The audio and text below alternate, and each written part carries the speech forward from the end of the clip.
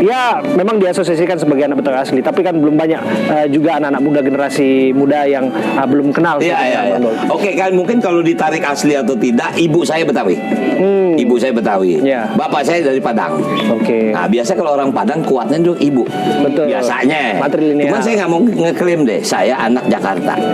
Saya bukan anak Betawi. Kebetulan tinggal di Betawi, lahir gede di Betawi. Nah, tapi kalau ditarik garisnya, itu tadi aslinya. Emak saya Betawi.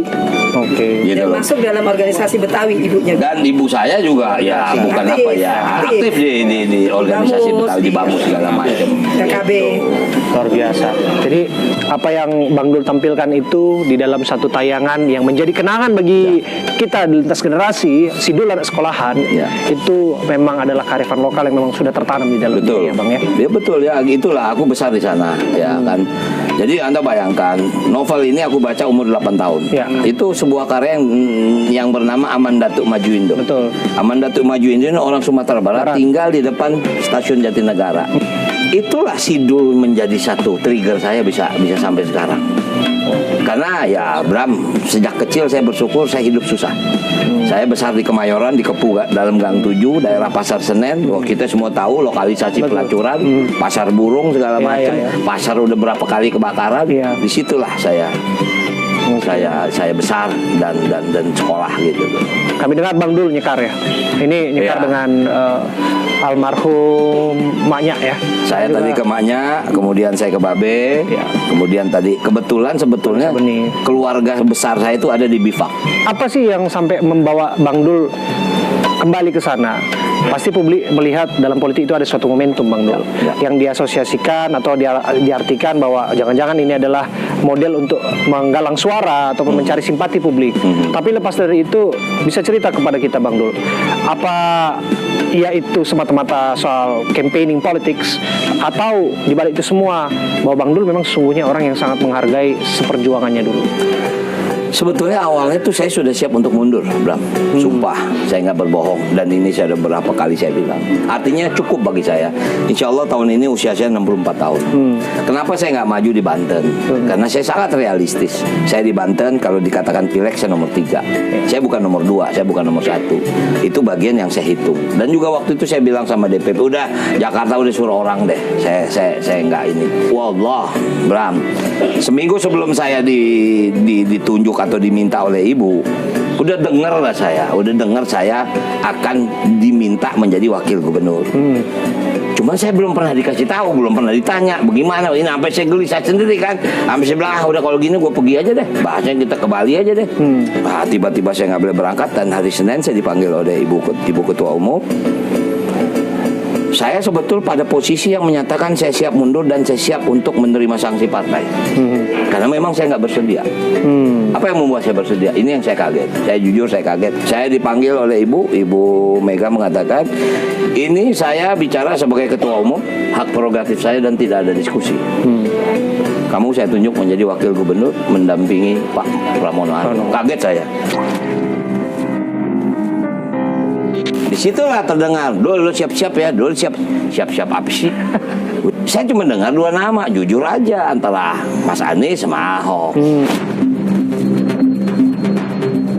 Saya kaget bukan masalah wakil gubernurnya. Masalah apanya? Masalah Pramono Anungnya.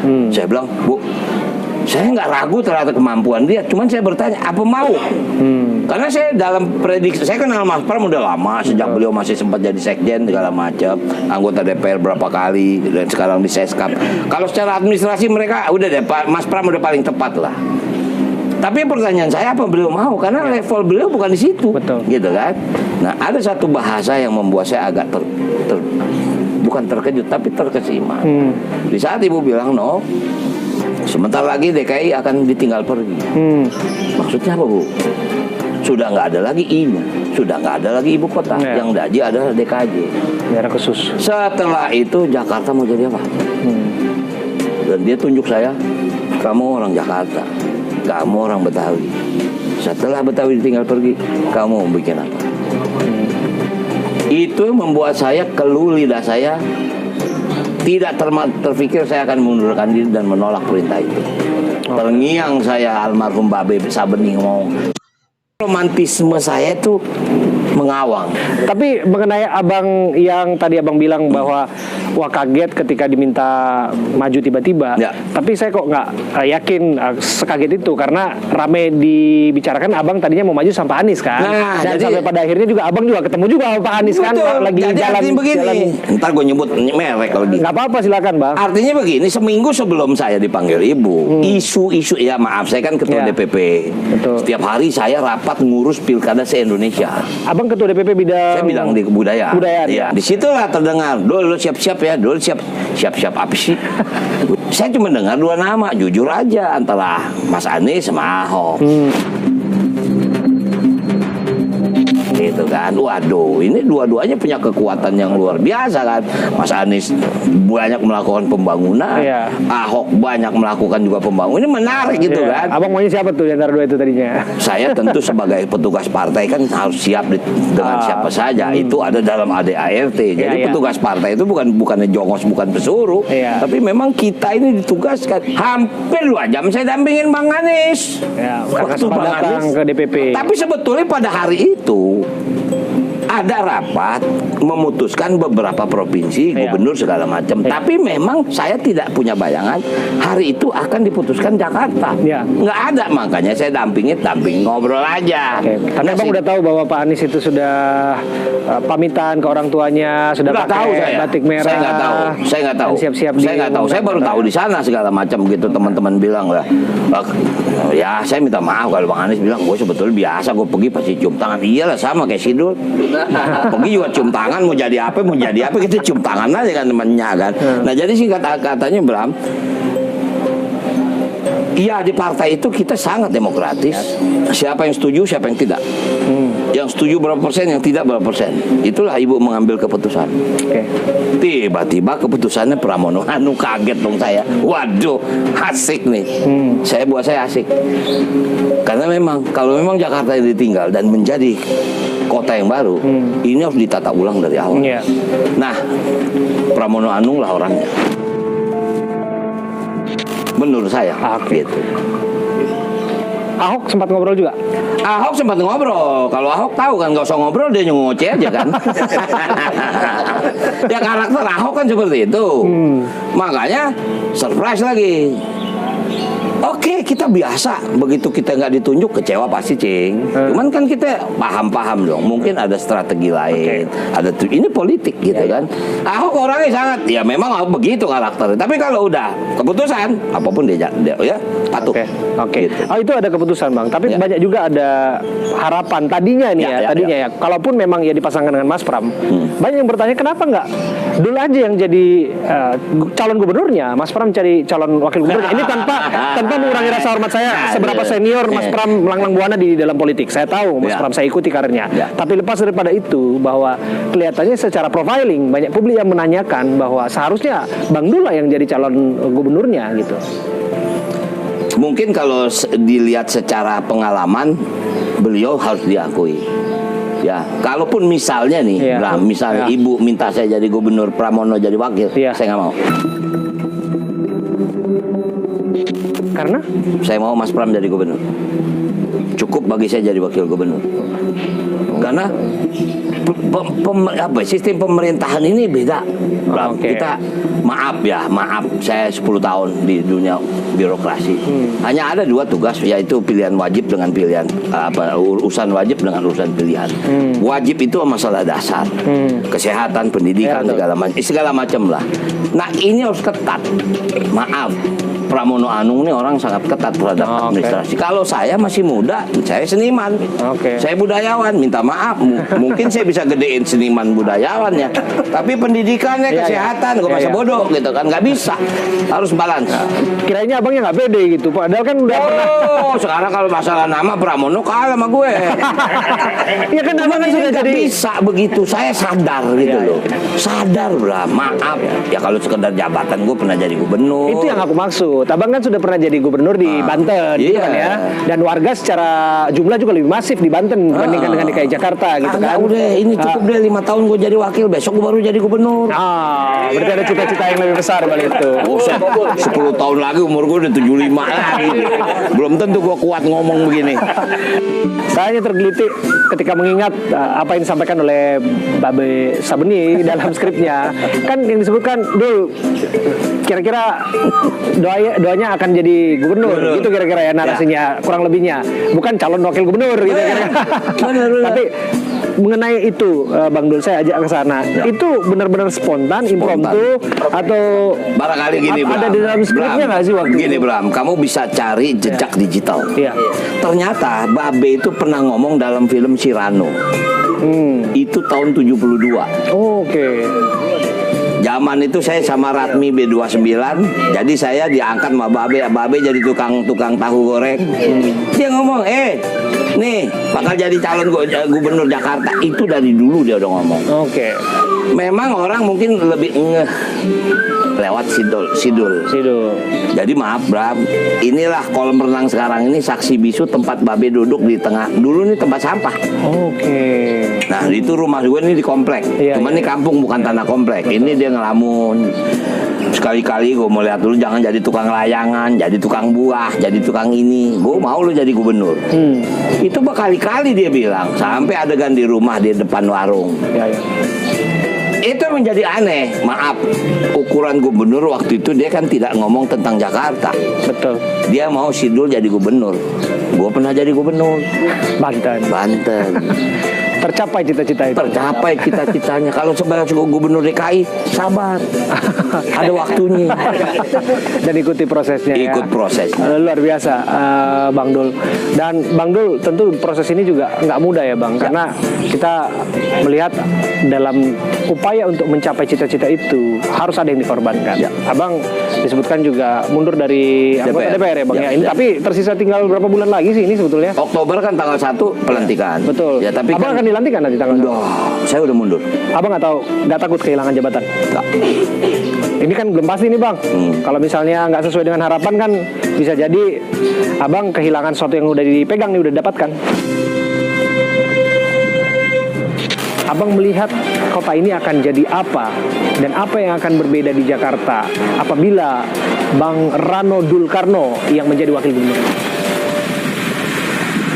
Jadi Abang akan dilantikan nanti tanggal 2. Saya udah mundur. Saya sudah tanggal 26 kemarin saya waktu hari saya sudah mengajukan surat pengunduran diri karena ada proses PAW yang harus dijalankan.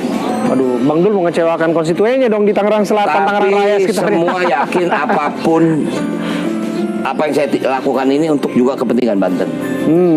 Banten ini kan masuk dalam teritori Jabodetabek Punjur. Maaf, saya ini pernah menjadi ketua tim Jabodetabek Punjur waktu saya jadi gubernur Banten. Oke. Jadi seluruh gubernur yang ada di sekitar Jakarta, wali kota, bupati, itu anak buah saya. Luar biasa. Betul, serius. Itu digilir. Nanti gubernur Jawa Barat, nanti gubernur DKI, nanti gubernur Banten, levelnya gubernur memang. Karena kalau wali kota, bupati itu bukan level di situ, gitu. Abang nggak takut kehilangan jabatan? Nggak. Ini kan belum pasti nih, Bang. Kalau misalnya nggak sesuai dengan harapan kan bisa jadi Abang kehilangan sesuatu yang udah dipegang nih, udah dapatkan. Nggak.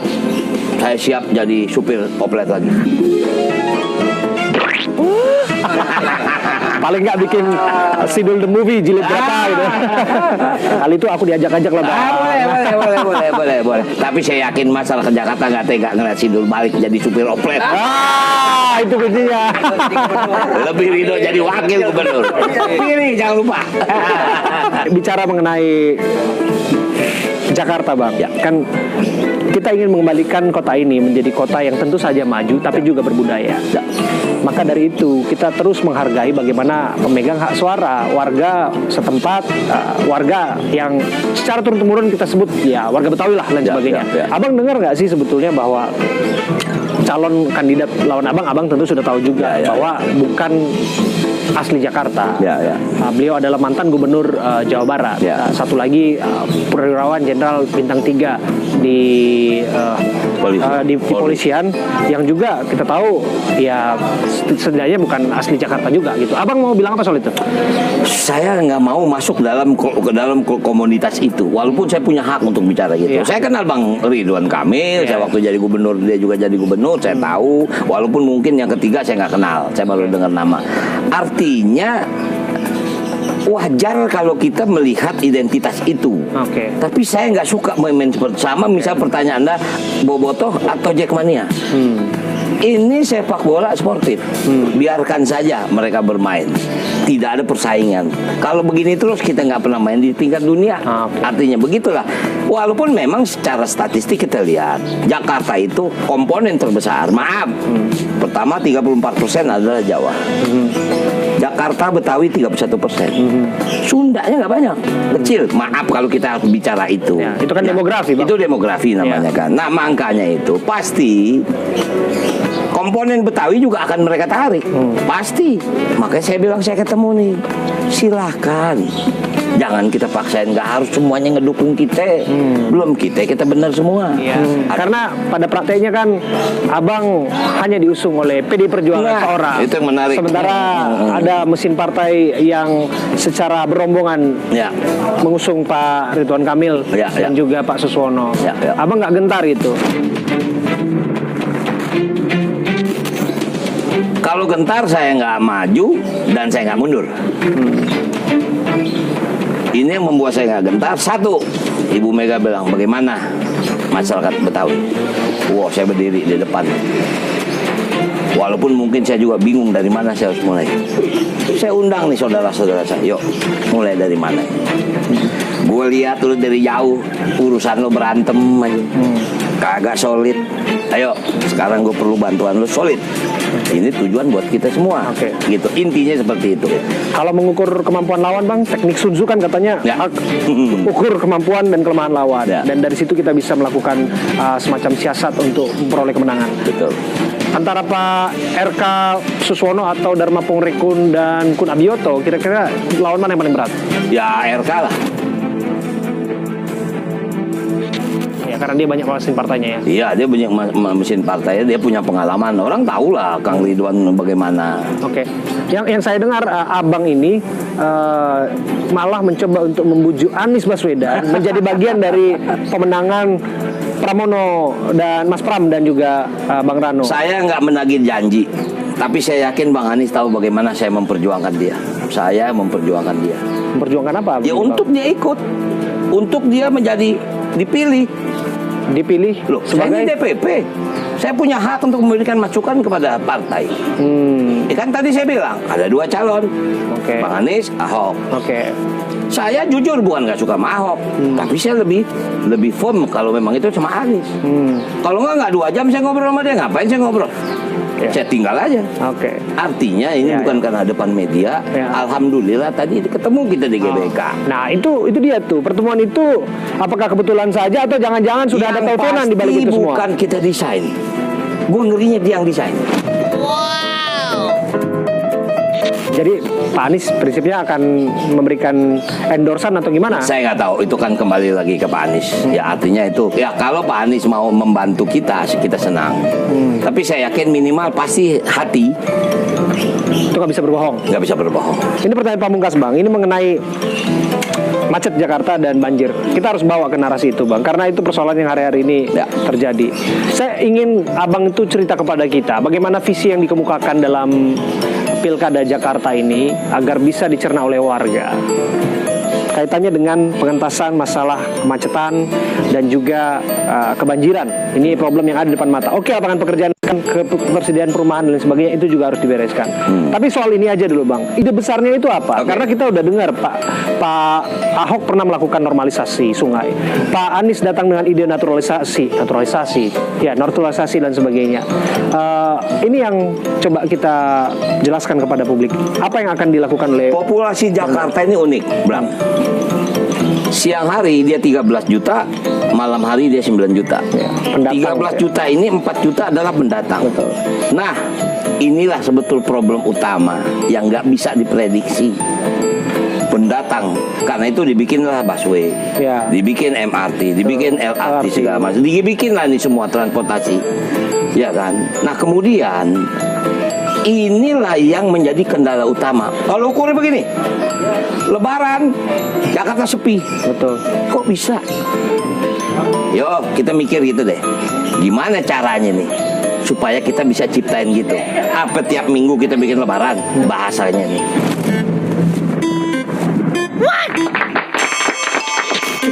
Berarti ada celah bisa menekan. Ini yang harus kita cari. Apa titik permasalahannya? Menarik bagi saya. Ini adalah salah satu yang harus kita pecahkan. Berarti kan memang, kan Bang Anies juga bilang, bikin perumahan yang nggak jauh dari kantor kerja supaya dia nggak datang. Ini kan Singapura membangun konsep itu. Saya baca tentang bagaimana Singapura membangun kota. Dulu Singapura sama kayak kita di Betawi, semuanya rumah tapak. Rumah. Aneh masih ada saudara masih tinggal di Teluk Kurau Urut. Itu masih rumahnya tapak. Tapi begitu semua dibikin ke atas, nggak bisa lain. Harus begitu Jakarta. Nah ini tinggal kita lakukan satu, sosialisasi. Maaf, ini mungkin kita mungkin pada kecil pada tahu. Dulu di Jakarta, ini belakangnya jangan jauh-jauh nih. Ini belakang rumah saya ini. Apalagi di Menteng masih ada. Itu antara rumah satu dengan rumah dua ada yang namanya beranhang. Ini ada tanah 1,5 meter, biasanya ini got. Betul. Untuk drainase. Betul. Juga kalau memang ada kebakaran, lewatnya sini. Jebol itu tembok. Supaya apa? Bisa. Ini kemarin Manggarai kebakaran. Jalanan kecil, sumber air nggak ada, rumah rapet, ya nggak kebantu, bisa 1.000 rumah habis. Mau begini terus? Mau nih kita tinggal was-was terus tiap malam kalau obor jatuh apa listrik koslet? Kan nggak mungkin.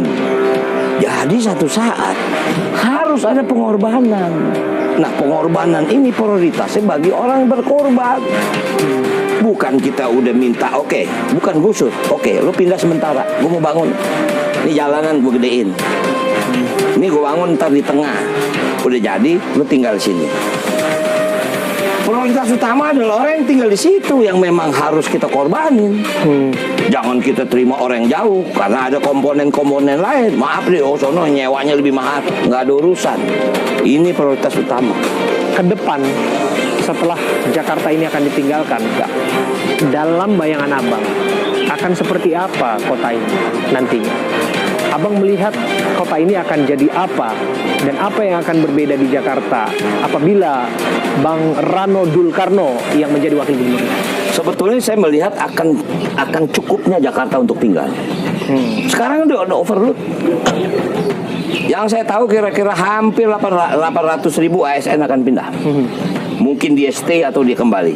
Stay itu ada dia tinggal sana atau dia tiap minggu dia pulang.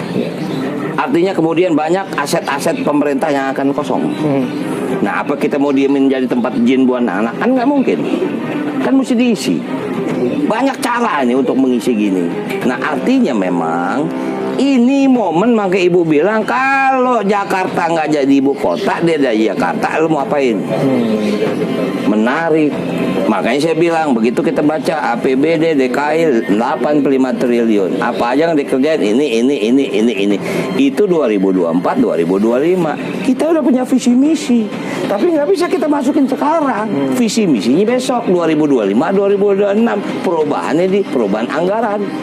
Ini udah APBD diketuk DPR, kita nggak bisa ganti. Kita cuma lihat, coba lihat pendidikan bagaimana. Kemarin guru honorer dipecat, diangkat lagi. Kenapa sih begitu? Oh, ini PPDB kenapa masalahnya nih? Oh, sekolah kita kurang, sekolah negerinya kurang. Berarti kita harus bikin sekolah negeri lagi. Pertanyaan, gimana lahannya? Nah kemarin kita ke rumah sakit Tarakan, naik rumah sakit di atas got. Itu zaman Pak Ahok tuh. Coba bayangin kalau zaman Ahok nggak bangun rumah sakit Tarakan. Tarakan nggak punya rumah sakit umum daerah. Itu rumah sakit umum daerah kelas A. Bayangin, semua alatnya lengkap, dokternya hebat-hebat. Jadi tinggal tugas wakil gubernur besok bagaimana mensejahterakan masyarakat Jakarta. Lo yakin sama gue dah? Luar biasa. Luar biasa. Kita berikan tepuk tangan dulu lah untuk Bang Dul ini. Wow.